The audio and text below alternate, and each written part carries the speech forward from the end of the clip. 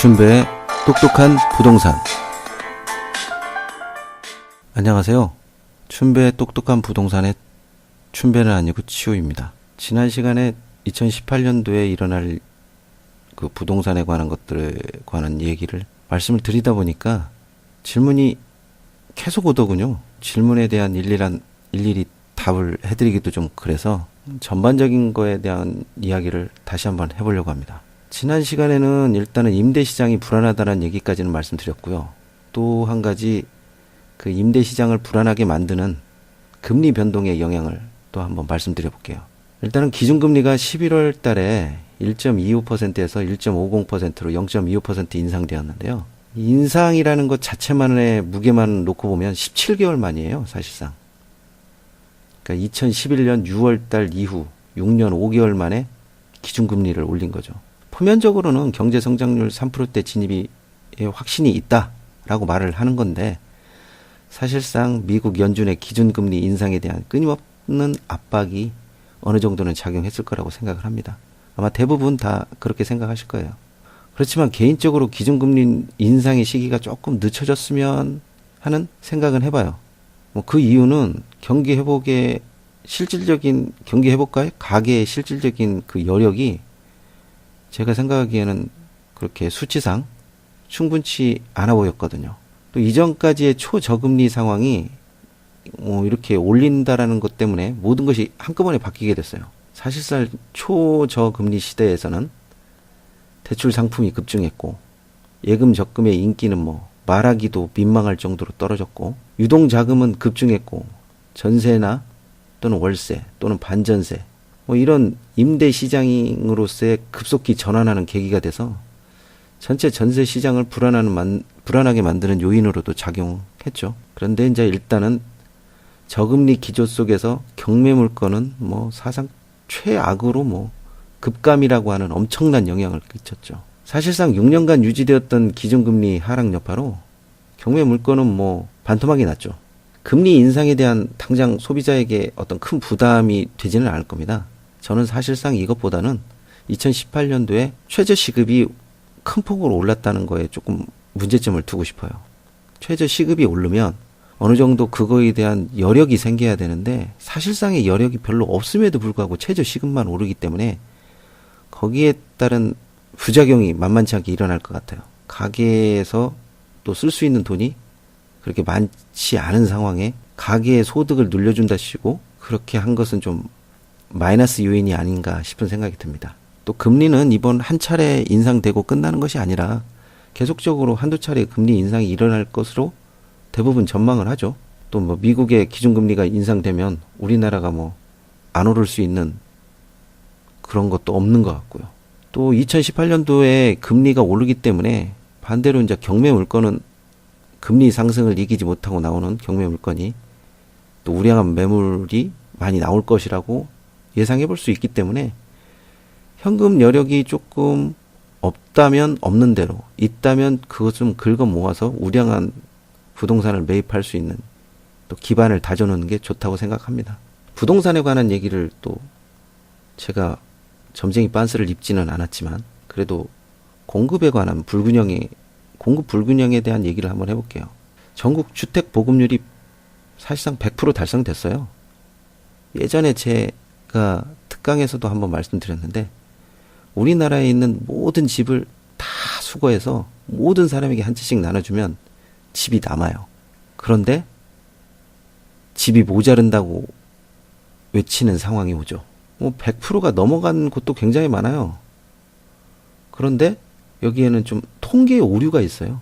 있는 데만 있고 없는 데는 없다 보니까 좀 공급의 불균형이 심하다고 생각돼요. 특히 서울 지역 같은 경우는 주택 보급률이 96% 정도밖에 안 됐고요. 특히나 이제 자가 보유율이 50%도 안 돼요. 49.3%. 주택 공급이 절대적으로 부족한 상황인데 집을 지을 수 있는 공간은 없어요. 그러다 보니까 재건축, 재개방을 통해서 서울도 입주가 상당히 늘어나야 됨에도 불구하고 기존 주택들이 없어지는 곳, 또 조합원 물량을 제외하면 일반 분양 증가에는 어느 정도 한계가 있어요. 그러다 보니까 공급은 계속 부족한 상황이 되는 거고요. 서울을 제외한 다른 지역도 공급 과잉이라고 하더라도 사실상 이 뚜껑을 열어보고 세부적으로 보면 아직도 공급 부족 지역들이 상당수 많아요. 꽤 오래전에 주거 인프라가 갖춰진 구생활권 중심 지역은 재개발 또는 재건축 외에는 별다른 방법이 없어요. 그렇다 보니까 정작 주택 공급이 절실하게 필요한 지역에서는 공급 부족 현상이 나타날 수밖에 없어요. 물론 이런 공급 불균형이 나타난다고 하더라도 그 공급 불균형을 맞추면 되지 않냐라고 이렇게 말하시는 분도 계시는데 사실상 이게 그렇게 만만하지가 않아요. 우리나라 인구 숫자는 점점 소규모되고 핵가족화되는데 건설사 마진 때문에 사실상 10평대 아파트를 질 수가 없어요. 10평대 아파트를 지면 질수록 손해보는 건설사 이익이 손해볼 수밖에 없는 그런 구조로 되다 보니까 대형 평수를 지을 수밖에 없어요. 거기에 대한 또 다른 지혜를 모아야 할 필요성이 있다라고 생각긴 하지만 현재로서 제가 볼 때는 소형 아파트가 많이 있어야 함에도 불구하고 소형 아파트가 있지 못하 보니까 그 수요가 빌라나 또는 다세대 이런 쪽으로 이렇게 다가구 이런 쪽으로 빠지는 것 같은데 어느 일정량의 한계를 보여줄 수밖에 없죠. 이게 공급이 불균형하다라는 것은 임대시장 자체가 불안하다는 얘기죠. 임대시장이 불안하다는 것은 집을 살 수 있는 여력이 그만큼 떨어진다는 거죠. 정부의 정책은 지난번에 말씀드렸듯이 수요를 억제하는 측면에 맞춰지다 보니까 공급에 관한 부분은 논의하기에는 좀 문제가 있어 보여요. 국내 실물 경기가 침체된 것도 사실상 이번 연도 2018년도에 부동산 가격이 뛰게 하는 것도 어느 정도 작용을 했다고 봅니다. 실물 경기가 침체된다는 것은 돈이 돌지 않는다는 얘기죠. 은행에서 풀린 자금이 내가 수요를 억제하니까 다시 은행으로 들어간다? 굉장한 넌센스죠.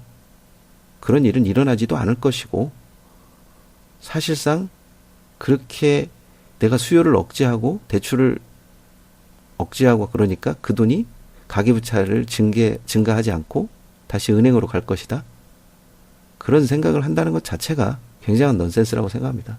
2017년 2%대 성장을 예측했다가 새 정부 들어오면서부터 간신히 3%대 성장률을 예측하고 있는 상황일 뿐이지 사실상 성장률이 3% 달성했다라고 보기에도 조금 힘들어요. 내수 심체는 자산 가치에 대한 기대감 저하로 주택 구매력을 감소하게 하고요. 재개발, 재건축, 경매, 분양시장 등 특정 시장에 대한 쏠림을 아주 가중시키는 현상을 야기시키죠. 대체적으로 2017년도 부동산 시장은 뭐 그 틀에서 움직였다고 봐도 크게 무리한 것은 아니라고 생각돼요. 2018년도에도 실물 경제가 갑자기 나아질 거라고 보지는 않아요. 뭐 각종 규제로 뭐 오르지 않던 집값이 어느 정도 떨어질 것이다? 절대 그러지 않죠. 집값이라는 것은 그 인위적인 것으로 한다라기보다는 시장의 심리 상태를 더 크게 많이 반영을 하죠. 다주택자들을 잡는 것도 좋고 다 좋아요. 그런데 그게 어느 특정한 지역, 어느 특정한 곳을 핀트로 딱 맞춰서 한다면 몰라도 일반적인 부동산 시장을 놓고 보면 그렇게 부동산이 만만하지는 않죠. 만약에 만만했다면 그 이전 정부, 또 이전 정부에서도 아마 했었을 거예요. 좌회전 깜빡이를 넣고 우회전을 하게 되면 아마 사람들이 다 혼란을 가져올 거예요. 아마 대체적으로. 내수 경기 침체는 경매 물건에도 굉장히 큰 영향을 미쳐요. 경기가 침체함에도 불구하고 경매 물량 자체가 감소했던 것은 사실상 저금리가 컸죠. 금리가 낮아서 일반적으로 부동산 보유자들이 버티기가 경매 물건의 감소세를 어느 정도 지지했으니까요. 그런데 올해 같은 경우는 예상이 좀 달라질 거라고 저는 보고 있어요. 상반기에는 어쩔지 몰라도 하반기에는 알짜 우량한 물건들이 꽤 많이 등장할 거라고 예상돼요. 물론 여기 실물 경기가 침체됐다고 해가지고 실물 경기가 올해 2018년도에는 확실하게 나아질 것이다? 그렇게 보진 않아요. 그렇게 본다라는 것 자체가 좀 그렇죠. 그리고 요새 대체적으로 이제 주거지라든지 상가라든지 이런 쪽보다는 좀 토지라든지 장기적으로 돈을 묶어 놓으려고 장기적인 부동산을 투자를 하시려고 하는 분들이 제법 제 주위에도 보여요. 이 말은 정부가 대출이나 어떤 규제로 돈을 다시 은행에 들어가게 하려고 하는 의도는 알겠는데 그렇게 되지 않는다라는 걸 의미하죠. 그렇게 하지 않기 때문에 사실상 규제가 완화되어 있는 풍선 효과가 일어날 확률이 굉장히 크죠. 풍선 효과가 일어납니다 해가지고 내일부터 일어나는 건 아니지만 가랑비에 옷 젖듯이 서서히 나타날 거예요. 아마 하반기 때에는 경매 물건도 많이 나오지만 토지에 대한 수요도 만만치 않게 일어날 거라고 저는 보고 있어요. 이거는 여담인데요. 보통 부동산이나 이런 투자자들은 시장의 흐름이 예측할 수 있는 그 범위 내에서 움직이면 큰 돈을 벌 수가 없어요. 97년 IMF 때나 2008년 리만 브러더스 사태에서 대부분의 사람들은 자산을 많이 까먹었지만 누군가는 자산을 되게 큰 폭으로 굴린 사람들이 있어요.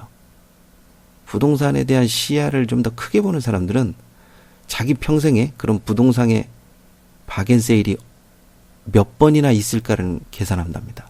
이 말은 부동산 시장이 어떤 외부적인 변수에 의한 것도 많이 있겠지만 정부가 의도한 대로 절대로 흘러간 적이 없다라는 거죠.